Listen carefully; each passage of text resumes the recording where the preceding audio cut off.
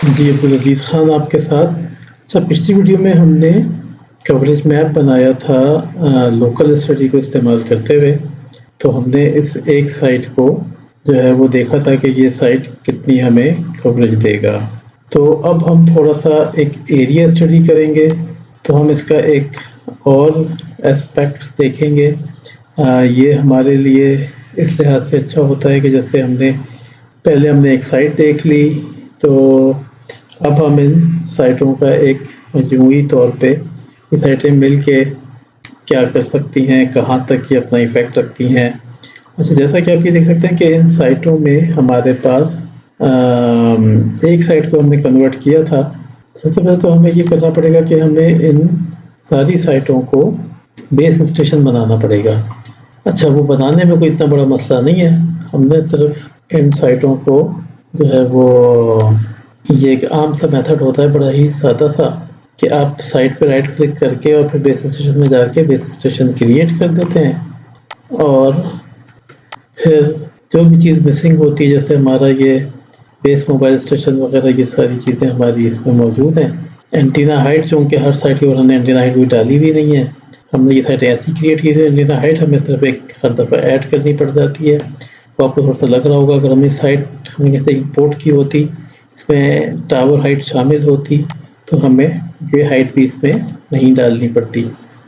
तो ये एक हाइट सिर्फ मैं डालता हूँ और उससे ये साइट जो है ये बेस स्टेशन में कन्वर्ट हो जाती है।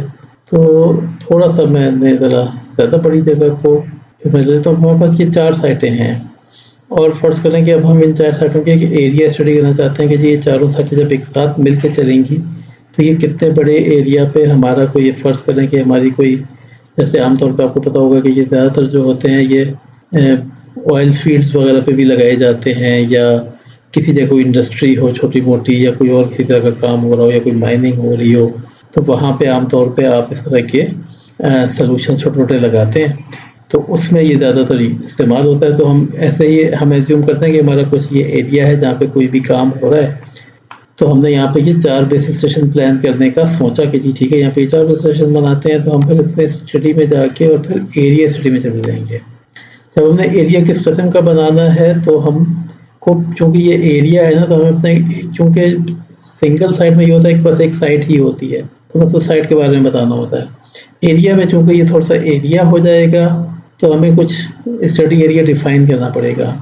अच्छा, बेस स्टेशन हमें सिलेक्शन के ही यूज़ करेंगे, ये 4 बेस यूज़ करेंगे, बाकी बेस स्टेशन नहीं यूज़ करेंगे। तो मैं थोड़ा-सा बड़ा एरिया निकाल लेता हूँ। तो एक मिनट, यहाँ से लेके और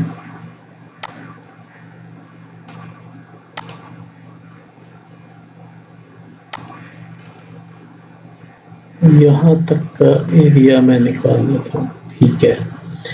अब इस एरिया के लिए ये हमें बताएगा कि इस एरिया में ये चारों किस तरह से वो हमें एक इस एरिया की कवरेज देंगे। अच्छा, मैं आपको थोड़ा-सा ये दिखा देता हूँ, मैं इसकी बहुत ज़्यादा डिटेल में नहीं जाऊँगा, लेकिन जैसे ये एसआरटीएम को ही इस्तेमाल करेगा। डिस्प्ले क्राइटेरिया की तो कोई इतनी बात नहीं है, -50 से लेके -110 तक ये हमें मिलेंगे। प्रोपेगेशन पैरामीटर जो है ना, ये मैं इसकी अभी इतनी डिटेल में अभी नहीं जाऊँगा, क्योंकि एक तो हम लोग कोई टेट्रा कवरेज के वो हैं नहीं, और असल में मेरे पास कोई बहुत अच्छी कवरेज की, यानी रेडियो की, इस तरह की फाइलें भी नहीं हैं। तो आमतौर पे अगर मेरे पास ज़्यादा डाटा हो, तो हम उसकी बेस पे इसको थोड़ा बहुत ट्यून भी कर सकते हैं। तो अभी हम इसको, जैसा भी ये है, हम इसको वैसे ही लेके चलेंगे।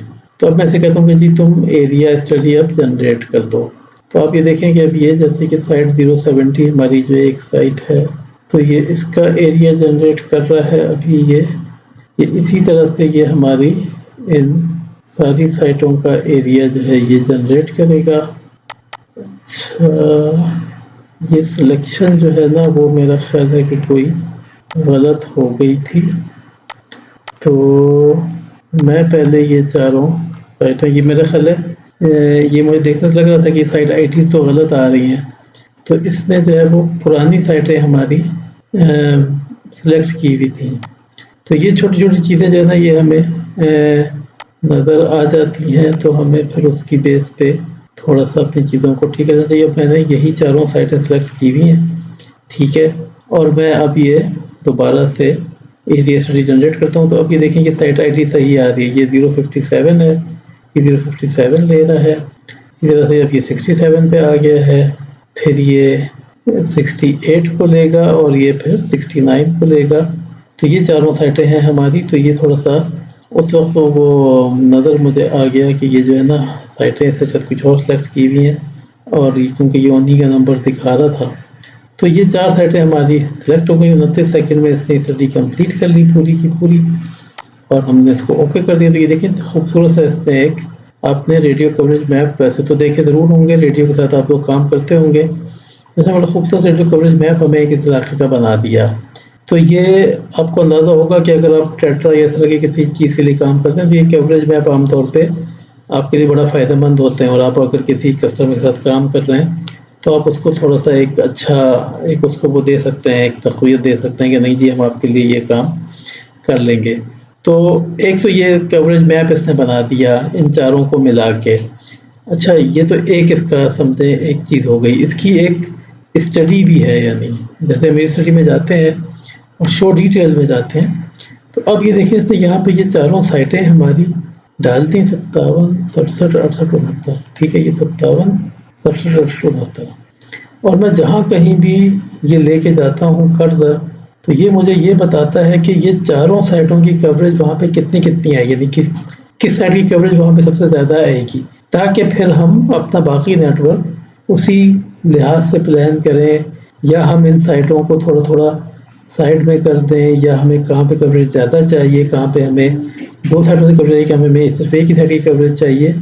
तो यहाँ से हम इस प्लानिंग का काम स्टार्ट कर सकते हैं, इनको थोड़ा बहुत इधर-उधर अपनी जगह से हटा के, और अपना जो हमें रिक्वायर्ड किस्म का मैप है वो हम बना सकते हैं। जैसे यहाँ पे हम देख रहे हैं यहाँ बीच में इन चारों की कवरेज थोड़ी-थोड़ी बाज़ जगहों पे बहुत हद तक एक जैसी हो जाती है, या जैसे भी हो जाती है। अच्छा, इसको एक चीज़ जो आपको याद होगी, जैसे मैं इसको ये आपको करके दिखाता हूँ कि हम इसको अगर हमारे पास पीछे हमने तो एक बिल्कुल एक आउटस्कर्ट कदम की बाहर की जगह ली हुई है, लेकिन अगर हमने किसी थोड़ा-सा कोई पॉपुलेटेड जगह ली होती है और उसके पीछे कोई बाकायदा मैप होता, तो हम यहाँ पे जैसे अगर ये कोई सड़क यहाँ से गुज़र रही होती है इसके अंदर से, तो हम फिर सड़क की कवरेज का अंदाज़ा भी लगा लेते, या कोई यहाँ पे कोई जगह होती, छोटा-सा सिटी होता, तो हम इसकी ट्रांसपेरेंसी को थोड़ा-सा कम करके और इसकी बैक एंड की जो चीज़ें हैं, एलिवेशन बैकड्रॉप की ट्रांसपेरेंसी को अगर मैं बढ़ा दूँ, तो हम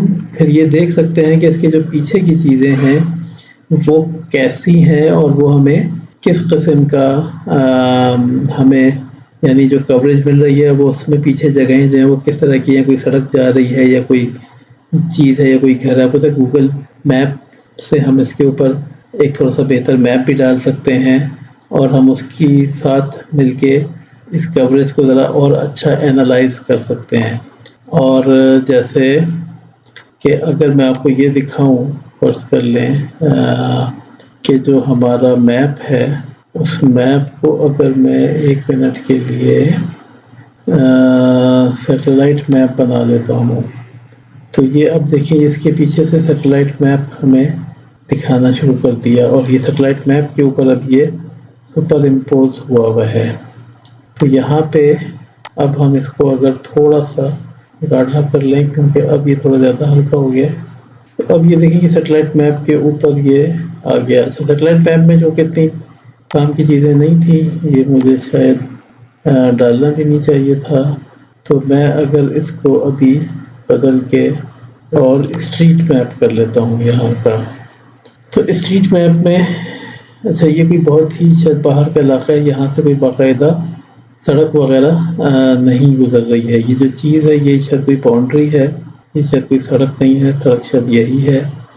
तो लेकिन बताने का मतलब ये है कि अगर आपके पास इसके बैक के ऊपर कोई मैप हो, आप उसको इस मैप के ऊपर से सुपरइम्पोज़ करके और आप इससे थोड़ा-सा एक अच्छा आइडिया ले सकते हैं उस इलाके का। तो उम्मीद है कि आपको ये कवरेज मैप और एरिया स्टडीज़ वगैरह ये पसंद आया होगा, और फिर हम अगली किसी वीडियो में मुलाकात करते हैं। अस्सलामु अलैकुम।